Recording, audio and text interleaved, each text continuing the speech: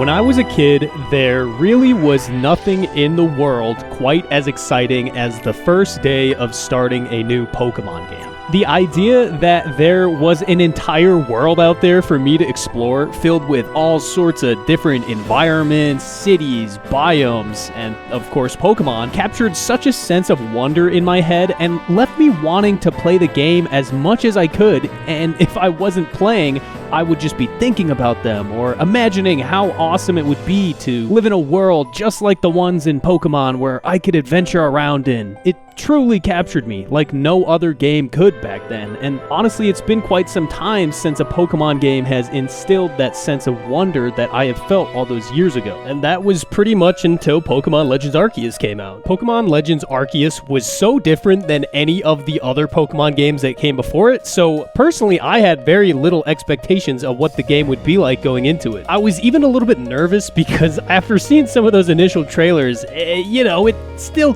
kind of looked like fucking modern Pokemon does. I don't know, look at this shit. But to my surprise, once I started playing it, everything just kind of clicked. The catching mechanics alone were just so new and really fun, and discovering all these unique locations in like each of the zones with like unique Pokemon there, and maybe the zones are a bit barren, but it still had that adventure sense to it, and stuff like the Pokemon Mount system that helped add to that. The music was really great. The story, even though I don't really give a shit about story in most Pokemon games, like it still held up, and it all kind of left me in this state of wonder that did feel somewhat similar to the feeling that I used to get when I played Pokemon games as a kid. And then this brings us to Pokemon ZA. Lovely ZA. Talking about this shit on the internet is such a pain in the ass. I'm sure you've seen enough videos on this game, but again, I went into ZA with a very similar mindset to how I did with the last Legends game. But dude, that shit was a completely different experience than playing Pokemon Arceus. Basically, everything I thought about the game was just as it was. Like, there wasn't this grand sense of wonder. There was no greater journey than just this basic city that I'm in, and some wild areas to catch Pokemon and some fenced off sections to battle trainers. There isn't this allure of making your way through the city, finding all these cool different buildings with all sorts of different interior spaces. There's no progression to eventually moving outside the city to like a new region or a location that even just switches up the vibe at all, right? Like from where I just came from. Now, all of this to say that core element that was lacking in ZA truly is that defining feeling of wonder. And if we're gonna be talking about wonder, what does that really even mean? How does that break down in games? I think there's a few different ways that you can get that feeling of wonder in your game, but I think one of the biggest ones is wanting to explore places that I haven't even thought of, or if I have thought of them, like these environments, they make me feel a certain way, right? Like they evoke an emotion. I think one of the absolute kings of doing this in games is FromSoft, right? This year I decided to start playing the Dark Souls games, which, hey man, after doing so, I finally get all those Dark Souls saved my life videos, which those videos are cool, by the way. No, those games are goated, so it makes sense. Dark Souls is one of those games that you kind of want to play going into it blind. If you do, you're gonna be left speechless at least like a dozen different times when you go from one zone to the next in this shit. Everything feels foreign, that sense of despair that kind of envelops the whole world, created from the twisted and fucked up mind of Miyazaki.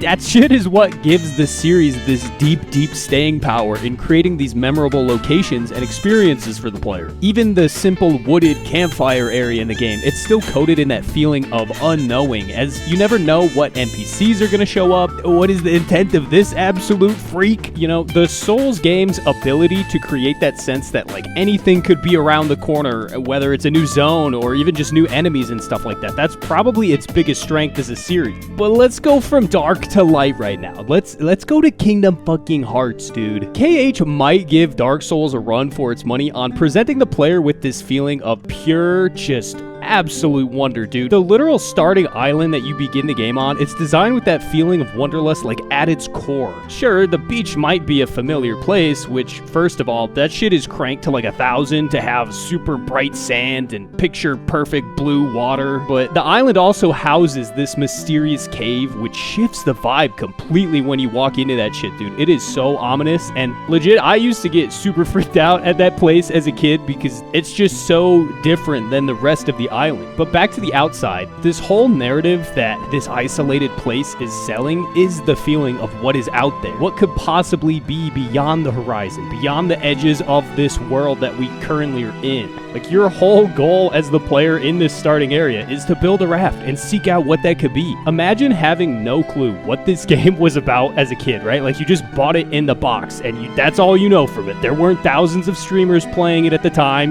tipping you off to what might be next or anything. I mean, like, maybe you bought a guidebook or something, but if not, imagine that thrill of when you get to make it to space, a new world appears, you never actually know what the hell is gonna come next, dude. What Disney World is coming next, what characters you might see there. It was such a special game, and if I think about some of my other favorite games, mostly each of them knocks it out of the ballpark in this wonder factor. Pokemon, or at least the games before the Switch, they easily make you feel that sense of wonder going from location to location with all the new Pokemon and stuff, right? Kingdom Hearts here, obviously. I think another one, World of Warcraft. Like, all of these games burn memories deep into my brain by being so well designed and paced from one section to the next that, like, it doesn't feel real. Can you imagine the idea of getting an MMO world so diverse and well crafted that is even in the ballpark of what original Azeroth was back in the day in, like, today's gaming landscape? Legit, every MMO ever has been chasing that feeling and have continued to fail to different extents. It's why Pokemon fans complain the way they do online. It's because of what we used to have. That shit used to hit that wonder note so closely, and to see stuff that used to be like that veer off into a different direction, it is a little sad. There's a reason that Gen 2 is so infamous for the moment after you beat the Elite Four. Oh shit, look at that.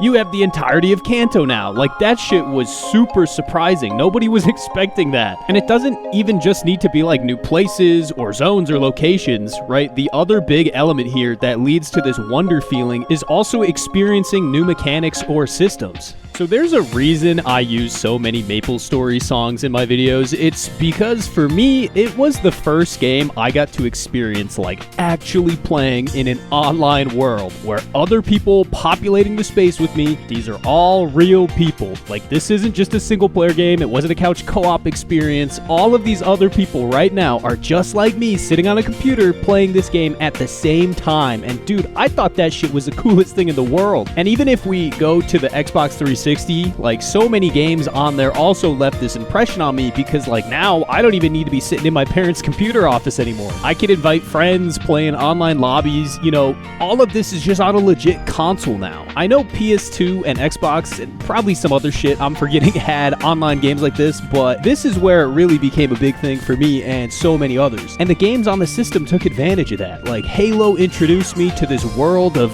kind of user-generated content in a way with Forge, and you're actually telling me that I now have an unlimited supply of maps and modes solely just made by other people. Every time I loaded up Halo, I would just, again, I have this sense of wonder, because you never know, I might find someone in my lobby who's got some crazy new custom game. You might get an invite from some random dude, and now you're playing some new shit that you've never seen before. But even system and hardware specific stuff aside, when a game introduces new game mechanics that just feel so different from anything you've seen before, that kind of also creates that sense of wonder. One of the studios that has mastered this is Hazelight, and I don't want to spoil this for you if you haven't played Split Fiction yet, so yeah, there's your warning.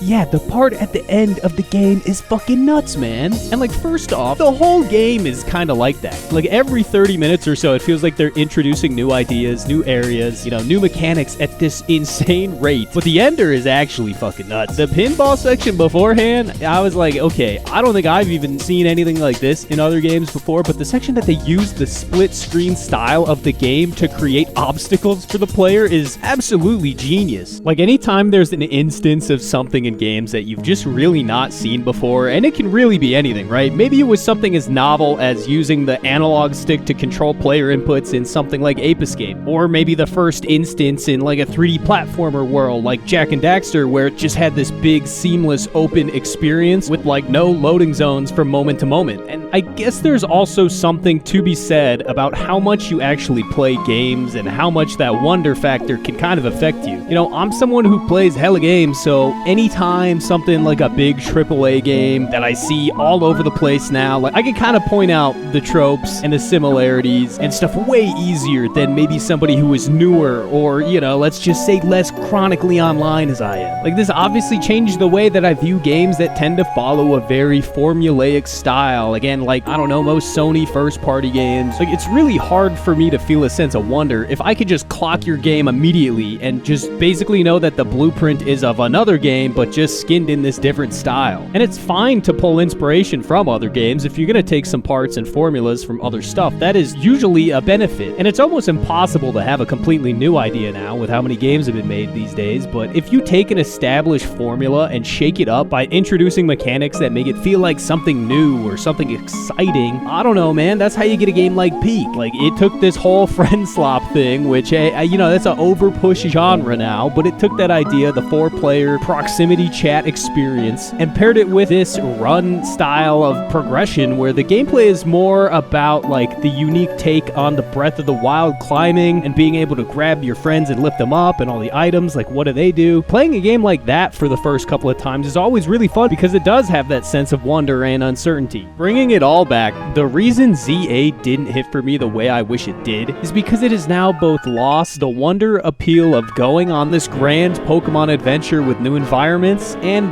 mostly all of the mechanics like dodging Pokemon attacks, having an active capture system where you can be damaged by the Pokemon themselves. It's been introduced in the first game, which already, funny enough, did also have multiple different areas to explore. It got both of those notes of building wonder down. And I get it. Games are really hard to make. Sometimes you just need the safe, almost filler ones to get you to the next. But if you truly lock in and really combine the right aspects of design in a way that conveys this feeling of wonder, you're probably going to end up making someone's favorite game of all time.